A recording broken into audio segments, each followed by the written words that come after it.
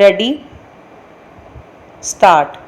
Sir, the Essential Commodities Act was passed 5 years ago, and when the minister yesterday came with an amending bill, we expected that he would give us a brief report on the working of this measure for the last few years, but unfortunately we are kept in the dark in regard to the exact working of the Act and the nature of the difficulties the minister is facing.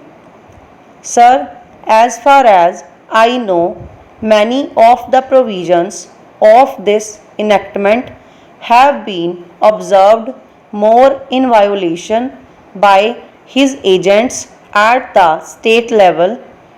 The food minister may be very earnest, may be very able, and may be very anxious to see that the various provisions of the Act are implemented in the most effective manner at the state level, but unfortunately, his agents at the state level are not equally enthusiastic or equally anxious to observe the provisions of this enactment.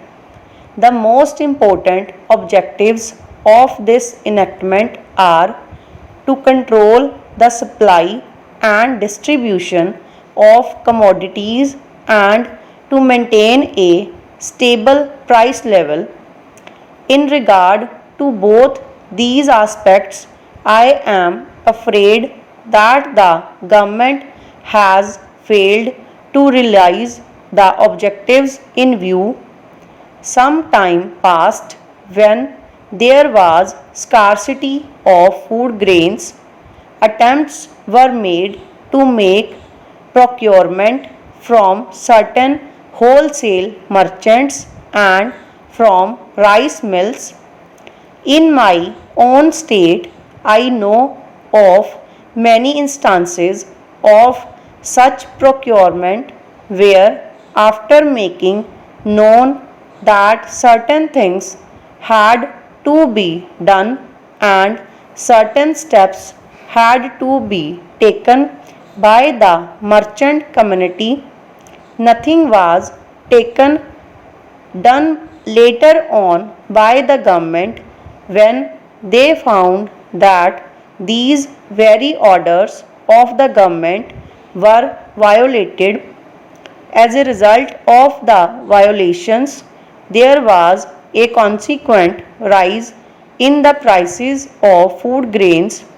In respect of other commodities like iron and steel, paper, etc., we see a lot of speculative activities, but the provisions of the Act have not been brought to bear on them.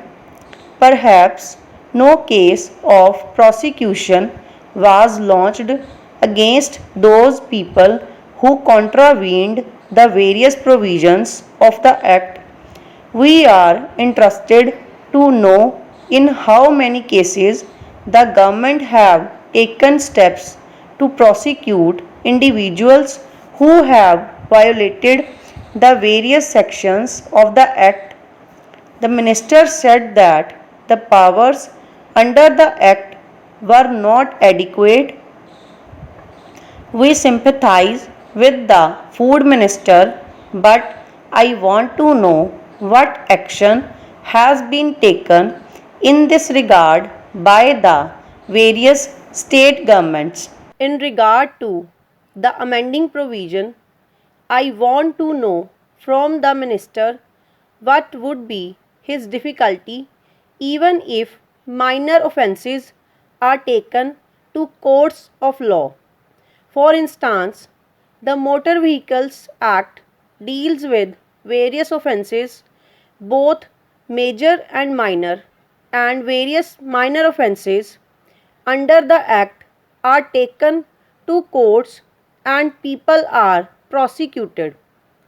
What is the difficulty in taking these cases of a minor nature to courts of law?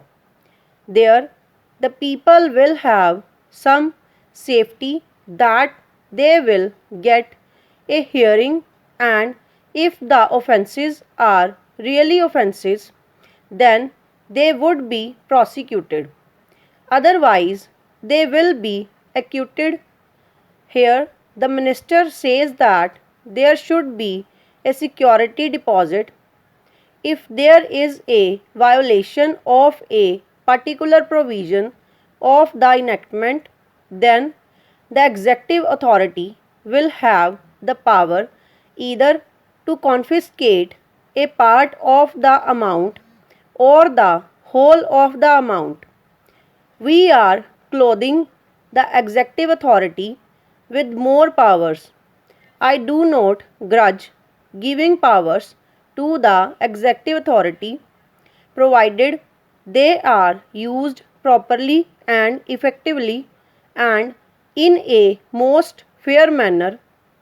But unfortunately, there have been discriminations apart from the ineffectiveness of the various provisions. Wherever these provisions were used, there had been discriminatory use of these provisions against a few or in favor of a few. Normally, when officers are clothed with more powers, there is large scope for corruption.